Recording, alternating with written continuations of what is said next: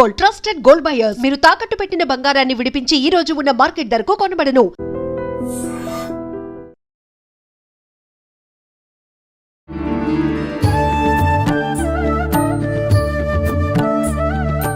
నమస్కారం, welcome to I dream. ధర్మ మార్గం విత్ విజిత కార్యక్రమానికి స్వాగతం.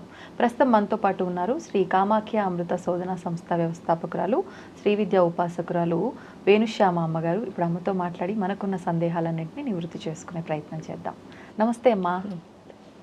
అమ్మ, చాలా వరకు దేవతారాధనలో ఉన్నవారు, ఎక్కువగా భక్తి ఉన్నవారు భావించేది ఏంటి అంటే, ఎక్కువగా భక్తి ఉన్నవారికే కష్టాలు ఎక్కువగా వస్తాయేమో, అంటే నేను ఎక్కువగా భక్తితో ఉంటున్నాను, ఎక్కువగా దైవత ఆరాధన చేస్తున్నాను, నాకే ఎక్కువ కష్టాలు ఉన్నాయి పక్క వాళ్ళతో నేను పోల్చుకొని చూస్తే గనక అని అనిపిస్తూ ఉంటుంది.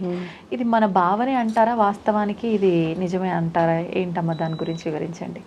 నిజం అబద్ధం కంటే భక్తి ఎక్కడ ఎక్కువ ఉందో, అంటే ఒక పూజ ఎందుకు చేస్తున్నాము అని అంటే, మనం కోరికతో చేసినా కోరిక లేకుండా చేసినా సరే, ఫైనల్గా మనం చేస్తున్నది పూజ ఎందుకు అంటే ఆ దేవతతో మనకి ఒక సంబంధం ఏర్పాటు చేసుకోవడానికి, అంటే ఆ కనెక్షన్ కోసం. ఆ కనెక్షన్ అంటే చూడండి, మీరు ఎంత పెద్దది కాలి అనుకుంటే అంత ఎక్కువ కష్టపడాల్సి వస్తుంది. దాన్ని కష్టం అని అనుకోవడం ఒక తప్పు అయితే, రెండో దాన్ని ఏమంటారంటే, కష్టం ఎంత ఎక్కువ వచ్చిందంటే మనం అంత గొప్పగా అవుతాం అనమాట. అది మనకు అర్థమైందా? మనం ఎందుకంటే మీరు ఏ పని చేసినా సరే కష్టపడితేనే కష్టే ఫలి, అంటే మీరు ఎంత కష్టపడితే అంత పెద్ద ఫలితం ఉంటుంది. కాబట్టి అది మనకు అర్థమైందా, ఇష్టంగా చేస్తాం. అలా కాకుండా రెండోది, ఇప్పుడు మీరు చెప్పినట్టు పక్క వాళ్ళకి లేవు నాకున్నాయి అనుకోవడం అసలు అంతకంటే తప్పు. ఎందుకు అంటే, ఇక్కడ ఏ సాధన చేసినా సరే నాలో లోపాలని నేను తీసుకోవడానికి సాధన చేస్తున్నాను తప్పితే మీ గురించి ఆలోచించడానికి నేను సాధన చేయటంలే. అలాంటప్పుడు మీ మీద అంటే నేను ఎప్పుడైతే, అది కూడా మంచి కన్ను కాదు, ఒక రకంగా చెప్తే చెడ్డ కన్నే. నేను బాగాలేదనుకోవడం ఒకటైతే, మీరు బాగున్నారనుకోవడం తప్పు కదా. అంటే నేను బాగోవాలి అనుకోవడం రైట్, కానీ మీరు బాగున్నారు అనుకోవడం నేను బాగాలేదు అని అది హెల్దీ కాదు. అంటే వాళ్ళంత బాగున్నారు, నేను ఎందుకు వాళ్ళ లేను అనుకోవడం అది తప్పు. ఎందుకంటే ఇంకోళ్ళ మీద జల్సీ కిందే లెక్క, అంటే ఈర్ష్యాసూయల కిందే. అది అసలే పనికిరాదు సాధనలో. కాబట్టి ఇక్కడ కష్టాలు అన్నవి రావు నిజం చెప్తే. మన లోపల ఇప్పుడు సపోజ్ చూడండి, మన ఇంటి చుట్టూ ఒక మురిక్కాలు ఉంది. ఆ మురికి కాలువని మనం క్లీన్ చేయడం మొదలుపెట్టాం. క్లీన్ చేయడం మొదలు పెడితే ఫస్ట్ వచ్చే వాసనలు మురికి వాసనలనే కదా అంటారు. అయిపోయిన తర్వాత కదా అది ఫ్రెష్ అవుతుంది. అదేవిధంగా లోపల ఏదైతే చెడు ఉందో, ఆ చెడ్డ శక్తి ఏదైతే ఉందో అది బయటకు వస్తుంది. బయటకు వచ్చినప్పుడు అది నా అంటే నా చుట్టూ ఉన్న పరిసరాల్ని ఆ చెడు శక్తే కదా ఆక్రమిస్తుంది. స్లోగా సాధన చేయగా చేయగా చేయగా ఈ లోపలున్న ఆ మురికి అంతా ఎప్పుడైతే పోతుందో అప్పుడు చూడండి, ఆ మురికి కాలం ఎంత ఫ్రెష్గా ఉంటుందో, ఈ లోపలున్న మురికి గుంట కూడా అంతే ఫ్రెష్గా మారుతుంది. ఆ మారిన తర్వాత దేవుడితో ఎప్పుడైతే కనెక్షన్ ఏర్పడిందో, మీరు అనుకున్నట్టు అవడం మొదలు పెడతాయి. అప్పటి వరకు ఈ విఘ్నాలు అనుకున్నా, లేకపోతే కష్టాలు అనుకున్నా, అవన్నీ మీరు కొని తెచ్చుకున్నవి తప్పితే, ఎందుకంటే ప్రకృతికి మనం ఏమిస్తే అదే వస్తుంది అని అందరూ నమ్ముతున్నారు కదా. అప్పుడు ఆ ప్రకృతి శక్తికి నేను ఈ విధమైన శక్తిని ఇచ్చినప్పుడు నాకు అదే శక్తి వస్తున్నట్టు అనిపిస్తోంది అంతే. ఎప్పుడైతే నాలో మార్పు వచ్చిందో, ఎందుకంటే దీనికి అంతటికీ కారణం మన మెదడే, అంటే మనం ఆలోచించే విధానం వల్లే. ఈ మంత్రం ఏం చేస్తోంది అంటే, దేవుడితో పూజ చేస్తే ఏమవుతోంది అంటే ఆలోచన విధానం అన్నది మారుతోంది. ఎప్పుడైతే ఆలోచన విధానంలో మార్పు వచ్చిందో, నా పని చేసుకోవడం నేను మొదలు పెట్టానో, అప్పుడు ఆటోమేటిక్గా నేను ఉన్నతంగా ఎదుగుతాను. అప్పుడు ఏ కష్టము ఉండదు. ఈ కష్టాలన్నీ ఎప్పుడంటే, నేను అటు ఇటు అంటే పూర్తిగా అటు వెళ్లకుండా ఇటు ఉండి నేను భక్తురాల్ని అని అనుకున్నప్పుడు జరిగే వాటిని కష్టాలు అంటారు. కన్ఫ్యూజన్లో ఉన్నప్పుడు. నిజంగా భక్తిలో ఉన్నప్పుడు అసలు ఏ కష్టం ఉండదు. ఎందుకంటే అదొక ఏంటి అంటే గొప్ప స్థితి. దాన్నే భావస్థితి, మహాభావస్థితి అని చెప్పి పెద్దలు చెప్పినట్టు, ఆ భావస్థితిలో పూర్తిగా ఆ దేవుడితోనే ఐక్యమైనప్పుడు ఇంకా కష్టము అన్నది అసలు ఉండదు. అది మీరు అన్నది వాస్తవం అమ్మ. అంటే అటు ఇటు కాని స్థితిలో ఉండి మేము ఆచరిస్తున్నదే భక్తి అనే ధోరణిలో ఉంటున్నాం. అసలు ఏంటి నిజమైన భక్తి? నిజమైన భక్తి ఏంటి అంటే దేవుణ్ణి ప్రేమించడం. అది ఎలా ప్రేమించగలుగుతాము అని అంటే ఇగో ఈ కన్ఫ్యూజన్లన్నీ దాటితేనే. లేకపోతే చూడండి, ఇప్పుడు సపోజ్ మీరు ఒకటి కావాలని కోరుకున్నారు, అంటే నాకు పలానాది కావాలి అని అనుకున్నారు. ఆ టైంలో మీకు అది చాలా ఇంపార్టెంట్ అనిపిస్తుంది. అది లేకపోతే నా లైఫ్ ఇక్కడితో స్ట్రక్ అయిపోతానేమో, నేను ఆగిపోతున్నానేమో అని అనిపించినప్పుడు మీరు దేవుడిని వెంటనే ఏమంటున్నారు? భక్తి అంటే కోరుకుంటున్నారు. అంటే నాకు అది కావాలి దేవుడా అని అడుగుతున్నారు. అడిగినప్పుడు అది రాలేదు. అది రాకపోయేసరికి వెంటనే మీలో ఉక్రోషం, ఆ బాధ. ఇప్పుడు సపోజ్ చూడండి, అమ్మ నాన్నని ఏదైనా అడిగామనుకో, ఇది ఇప్పుడు ఇవ్వలేను అనగానే పిల్లలకి ఏమొస్తుంది? ఉక్రోషం. అదే ఉక్రోషం మనకు కూడా వస్తుంది. వచ్చి నేను ఇంత పూజ చేశాను చూడు, దేవుడు నాకేం ఇవ్వలేదు అనేసుకుంటున్నాం. కానీ ఒక్కసారి కనుక మనం ఆలోచిస్తే, ఇప్పుడు సపోజ్ చూడండి, కుక్కరు విజిల్ వస్తూ ఉంటుంది, కింద స్టవ్ ఉందనుకోండి, పాకుతున్న పిల్లాడికి ఆ విజిల్ సౌండ్ చాలా హ్యాపీగా అనిపిస్తుంది. అనిపించి దాన్ని వెళ్ళి పట్టుకుందామని అనుకుంటాడు. అనిపించి దాన్ని ముట్టుకోవడానికి వెళుతుంటే ఇంట్లో ఏ పెద్దవాళ్ళు చూసినా సరే పరుగు పరుగున వెళ్ళి వాడిని ఏం చేస్తున్నారు? అది ముట్టుకోకుండా ఆపుతున్నారు. ఆపినప్పుడు వాడి లోపల ఏమొస్తుంది? కోపం వస్తుంది. వాడు ఎప్పటికైనా దాన్ని ముట్టుకోవాలి అన్న ఆలోచనతోనే ఉంటాడు. మీరు చూస్తే ఎవ్వరూ లేకపోతే వాడు చెయ్యాలనుకునే పని అదే అనమాట. ఎందువల్ల అంటే వాడి మైండ్లో అది ముట్టుకోవాలి అన్నది ఉంది.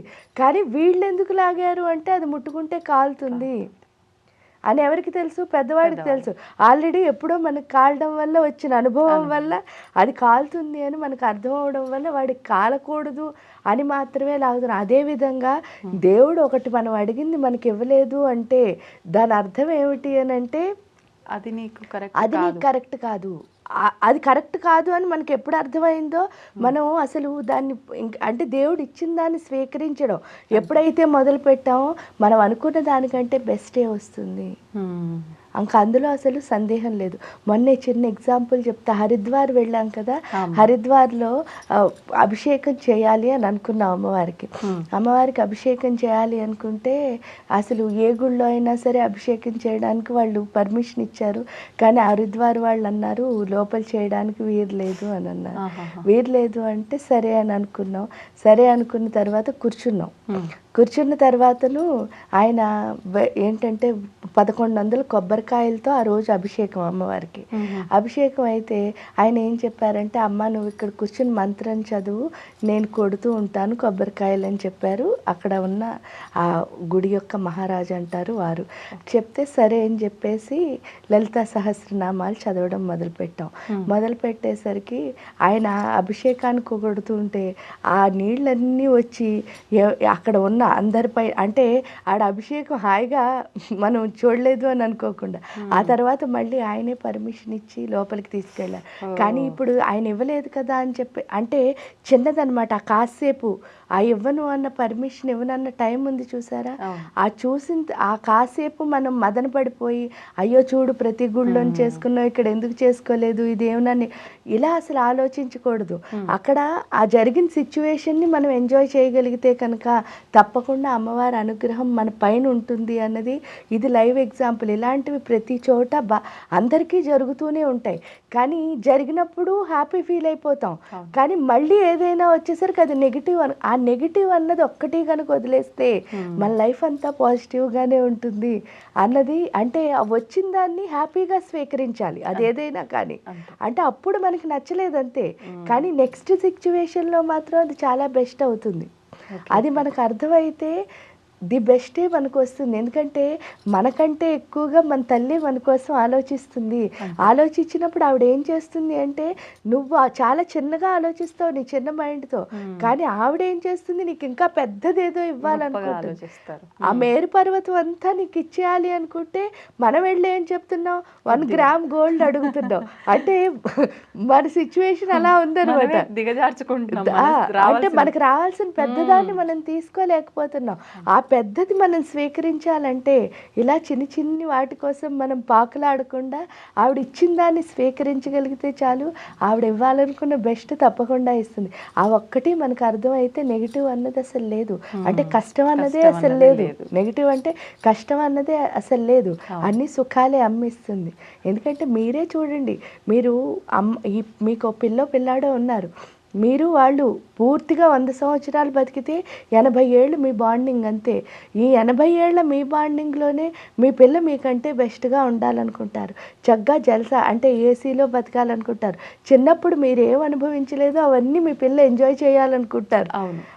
అవన్నీ ఎందుకు అంటే వాళ్ళకి ఇవ్వాలి అన్నదే మన ఆలోచన తప్ప ఇంకేం ఉండదు. అంటే వాళ్ళు ఏమిస్తారు, పెద్ద అయ్యాక వాళ్ళు ఏదన్నా చేసినాకి అలాంటి ఆలోచనలు అసలు మైండ్లోకి తల్లికి కానీ తండ్రికి కానీ రావు. అలాగే జగన్మాత జగత్పిత వాళ్ళకి అసలే రావు. వాళ్ళు ఏంటంటే 80 ఏళ్ళ బాండింగ్లోనే మనకెంత ప్రేమ ఉంటే అసలు జన్మలు మనం ఎన్నిసార్లు సృష్టించబడతామో అన్నిసార్లు తల్లి తండ్రి వాళ్లే కదా. వాళ్ళ బాండింగ్ మనతో ఎంత ఎక్కువ ఉంటుంది అన్నది ఆలోచిస్తే వాళ్ళు వీళ్ళకంటే ద బెస్ట్ ఇస్తారు అన్నది అర్థం చేసుకుంటే కనుక మనం ఎప్పుడు ఏదొచ్చినా కష్టం అని అనుకో, ఇష్టంగా స్వీకరిస్తే చాలు ద బెస్ట్ మనకు వచ్చేస్తుంది. సంతోషం అమ్మ, ధన్యవాదాలు. And for more videos, Please subscribe to iDream channel. Subscribe to iDream Media. Please subscribe to iDream. Please subscribe to iDream. Please subscribe iDream. And please subscribe to iDream. For more videos, subscribe to iDream. please like, share and subscribe to the channel. Congratulations, iDream. Subscribe to iDream. Subscribe to iDream. So subscribe to iDream Media. iDream की iDream team अंदर की huge congratulations. Please subscribe iDream Media. Please subscribe to iDream. Subscribe iDream. Please subscribe to iDream. iDream అంటే నా కళల channel subscribe చేసుకున్న నోరు తిరుగుతలేదు, మీరైతే గంట గుర్తు కొట్టండి. For more such videos, please subscribe to iDream. Subscribe to iDream. Please subscribe to iDream. Please subscribe iDream Media. Please do subscribe to iDream. Please subscribe to iDream Media. For best entertainment and information, please subscribe iDream. And don't forget to subscribe to iDream.